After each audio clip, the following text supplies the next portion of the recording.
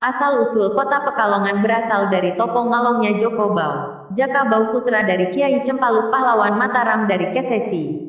Suatu hari, Joko Bau diperintahkan oleh Ki Cempaluk untuk mengabdi pada Sultan Agung Raja Mataram. Dia juga mendapat tugas untuk memboyong Putri Ratnasari Kalisasak Batang ke istana, tapi Joko Bau malah jatuh cinta pada sang putri. Karena tindakannya mencintai Putri Ratnasari, ia diberi hukuman untuk mengamankan daerah pesisir yang dibajak oleh Cina. Kemudian Joko Bau bersemedi di hutan Gambiran. Setelah lama ia bersemedi, akhirnya namanya berganti menjadi Bau Rekso. Atas perintah Sultan Agung, Bau Rekso mempersiapkan pasukan untuk menggempur para kompeni yang berada di Batavia, tahun 1628 sampai tahun 1629. Namun, serangan itu mengalami kegagalan. Kemudian ia kembali ke hutan Gambiran untuk bertapa. Ngalong, artinya bergelantungan seperti kelelawar. Saat topo ngalong Joko Bau, Bau Rekso berlangsung, ia pernah sekali diganggu oleh Tan Kuijan atas perintah dari Mataram untuk menerima tugas.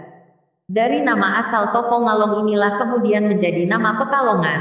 Hingga pada akhirnya, karena memperoleh kekuatan gaib, Dewi Lanjar mau dipersunting oleh Di Bau Rekso. Sedangkan munculnya nama Pekalongan menurut versi abad 17 adalah di masa Sultan Agung saat Ki Bau Rekso gugur saat melawan pada tanggal 21 September tahun 1628 melawan VOC di Batavia. Tempat topo ngalong dari Joko Bau berada di Wiradesa, Kesesi, Slamaran, Ulu Jami, Comal dan alun-alun Pekalongan. Ada banyak versi tentang asal-usul nama Pekalongan, mulai dari Kerajaan Kalingga, Kalang, Lego Kalong, kelelawar, dan sebagainya yang menurut masyarakat sekitar dibenarkan. Namun, terlepas dari hal itu, Pekalongan sudah menjadi kabupaten yang mampu mengharumkan namanya. Kabupaten kecil di Jawa Tengah ini terkenal dengan batik Pekalongan yang menjadi ciri khas dari Indonesia.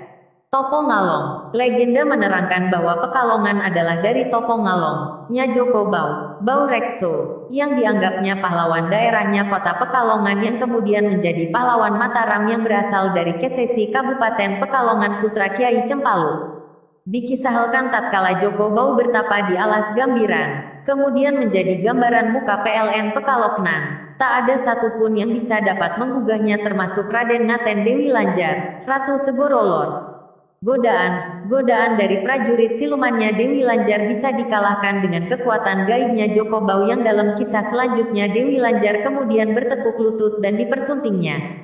Satu-satunya yang bisa menggugah topo ngalongnya Joko Bau adalah Tan Kuijan yang mendapat tugas dari Mataram. Tan Kuijan berhasil, yang akhirnya bersama Sowan Mataram untuk menerima tugas lebih lanjut.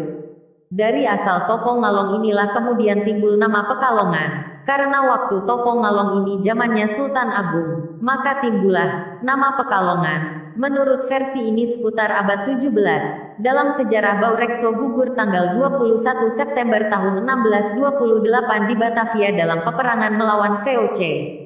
Versi topo ngalongnya Joko Bau ini berbeda tempat, ada yang menerangkan di Kesesi, Wiradesa dan ada yang terangkan di antara Ulu Jamu, Comal, Kesesi, di alun-alun Pekalongan, Slamaran, Kalingga. Sementara masyarakat Pekalongan beranggapan bahwa letak kerajaan Kalingga konon adalah di Desa Linggoasri Kecamatan Kajen Kabupaten Pekalongan yang sekarang. Dari Kalingga inilah kemudian dihubungkan dengan kata Kaling, Keling, Kalang, dan akhirnya menjadi Kalong.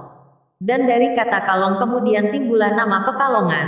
Karen kerajaan Kalingga di abad 6-7, maka timbulnya nama Pekalongan menurut versi ini seputar abad 6 SD 7. Kalong, K-E-L-E-L-A-W-A-R, dari asal kata kalong, kelelawar, karena di Pekalongan dulunya banyak kelelawar, kalong, terutama di daerah Kesesi di mana asal mula Bau Rekso dilahirkan dari keluarga Kiai Cempaluk. Dalam versi yang sama, tempatnya lain, yakni dikisahkan di sepanjang kali Pekalongan, Kergon, di mana di sini dulunya di atas pohon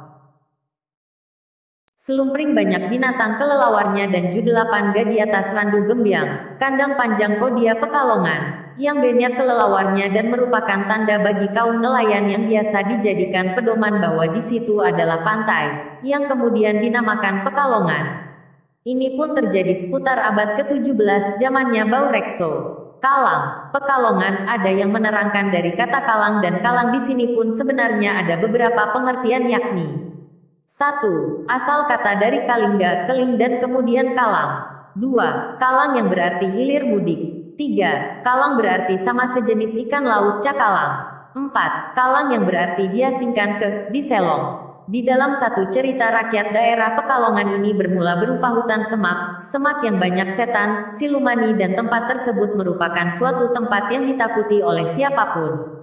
Oleh Mataram kemudian tempat semacam ini dipergunakan untuk pembuangan sebagai hukuman bagi orang-orang yang membangkang pada Mataram ataupun yang dianggapnya membahayakan bagi Mataram sendiri. Di antaranya yang dikalang di sini menurut cerita adalah Baurekso yang tadinya putra Mataram. Dari kata ini pada masa selanjutnya Kalang berkembang menjadi Kalong dan kemudian Pekalongan. Juga sebelumnya ada yang menyebutnya Pekalangan. Di samping itu Kalang ada yang mengartikan gelanggang, sekelompok des.